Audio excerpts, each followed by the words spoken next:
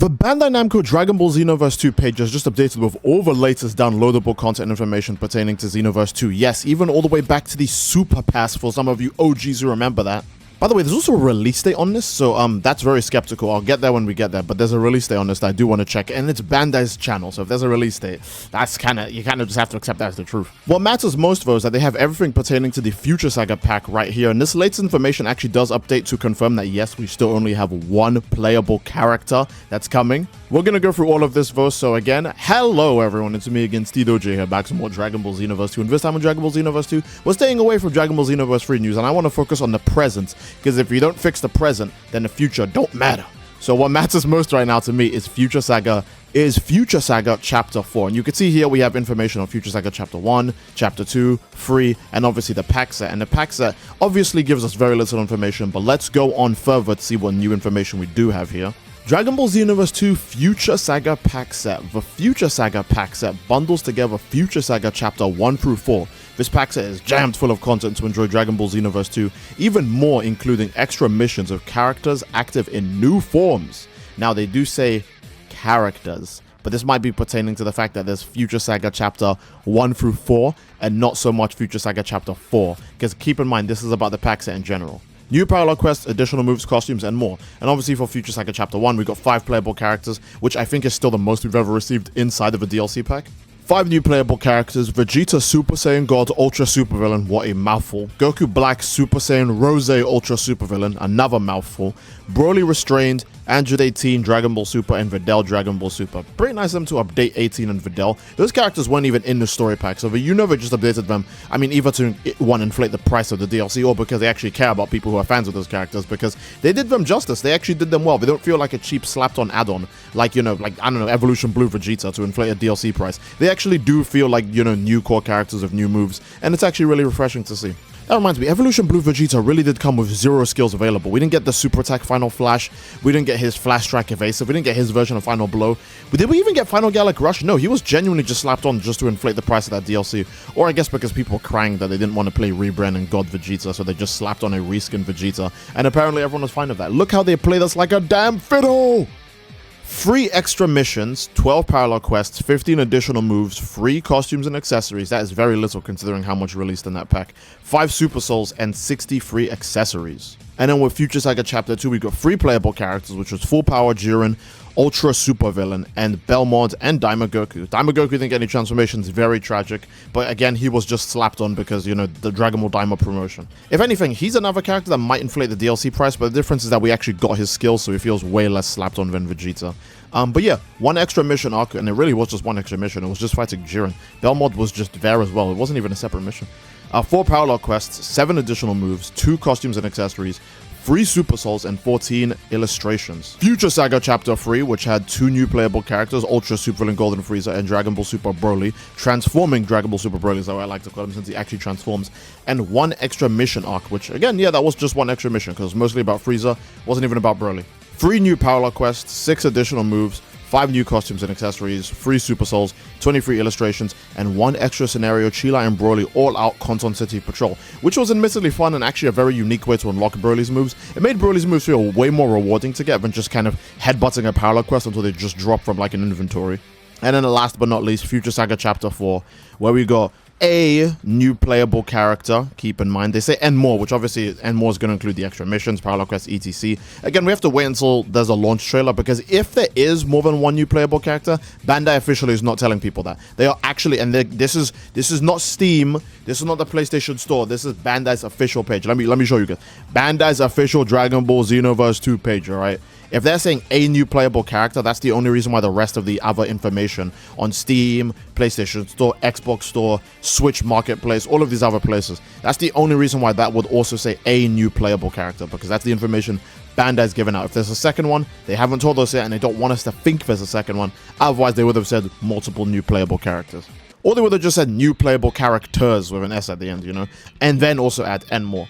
So obviously, again, we're going to probably get, what, 3 parallel quests? 3 parallel quests, I think, is the average for every DLC pack. They usually like to put 1 or 2 super attacks behind one parallel quest, and then another super attack behind another, and then they like to put the ultimate attacks usually both into, like, even if there's multiple ultimate attacks in that one DLC pack, they like to put them usually in the last parallel quest of the adventure. So I'm going to assume 3 parallel quests as, like, per usual. That just feels like the normal amount.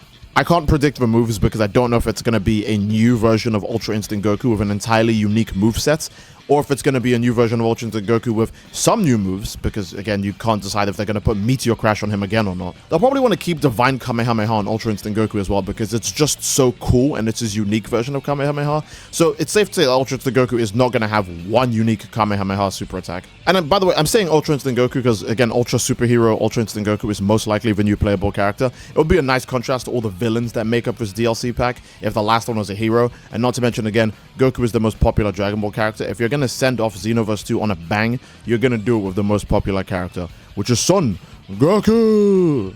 They say the Future Saga chapter DLCs can be purchased separately. Please take care to avoid duplicate purchases. Now, they are mentioning this because you could buy Future Saga chapter 1, 2, 3, and then get the Future Pack set, which would just be a waste of money. You would just get the Future Pack set because it would give you everything else, including chapter 4. If you guys have been buying the DLCs one by one, I feel bad for you.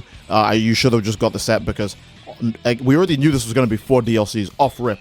If you get the set, you get early access to the DLCs, and you don't have to pay extra for the prices individually. And we already knew this was going to be 4 DLC packs, so don't be surprised if Future Saga Chapter 4 ends up being the most loaded DLC ever, and it costs like $30. And you could have got it way cheaper by just getting the pack set. Some of the above contents can be obtained by clearing conditions in the game. Is that true? You couldn't. Okay, well, you can't get the characters or the extra missions or the additional moves, maybe the costumes, right? You could definitely get some of the outfits without having to do the parallel, because sometimes these outfits and Super Souls, actually not the Super Souls, but sometimes these outfits are unlockable, and the illustrations are unlockable by just doing other things in the game. So that does make sense. And again, they do have a release date here. Content will be available by September the 30th, 2026. Now, again, this does not mean that this is the actual release date, because that would still mean we have to wait about 3 months for the DLC, which would be ludicrous, because they said this DLC was a summer release, and I think this is a little bit past summer, personally. So I'm not saying that this is the final release date, but it is interesting that they do have a release date here. I think what they mean is that this is the latest possible time that they will probably release the DLC, rather than, you know, the earliest possible time it's going to release. I remember them doing this for the Champa DLC. I remember they said that would release in February or something. I can't remember if it was Topo or Champa, but there was one specific DLC pack that they said would release in February, and it literally came out the literal last day of February. So obviously, with the DLCs, even Bandai Namco themselves aren't so sure when things will be completely tied up and, like, you know, ready for, you know, consumers to buy it and for people to play it and all that stuff. So I think that what this means is that this is the latest possible release date. And again, the latest possible release date is extremely unlikely. We shouldn't take this as the canon release date. Just if we were as unlucky as possible, this is when the DLC would release. Now, obviously, it doesn't hurt Bandai Namco if the DLC releases this far away from, you know, now, because, again, Dragon Ball Xenoverse 3 comes out next year. This game's DLC is not going to clash with Xenoverse 3's launch at all. So if it actually does release in this date, Bandai Namco is fine. The only people who would hurt is us, because that means we have to wait even longer for more Dragon Ball. And you know me, I can't do that my Dragon Ball. I want to find out what the last UI Goku is. I want to find out what the story is for Future Saga Chapter 4, leading into Dragon Ball Xenoverse 3. Because especially, and I want to remind you guys, I know I said we won't talk about Xenoverse 3, but let's talk about Xenoverse 3 real quick. Notice how they still haven't shown Goku, the main character of Dragon Ball. They were really, really, really willing to show him during Dragon Ball Xenoverse 1's reveal and Dragon Ball Xenoverse 2's reveal. But for Xenoverse 3's reveal, the most they've done is tease him in the original Age 1000 trailer and nothing else. And again, it's because Goku has a new design, he plays a new role in the story, etc. He's basically a big new main character, and I can't wait to see his involvement, because again, most likely he's going to play a role similar to Hokage or Gojo Satoru, where he just kind of, you know, is the strongest and helps us out every now and then, but he's not there 24/7 because, you know, he needs to get trapped and betrayed in a prison realm so we can actually have stakes or something. Again, just my theory on how they're going to handle Goku in Dragon Ball Xenoverse 3, especially because Bandai, I mean, it's Bandai.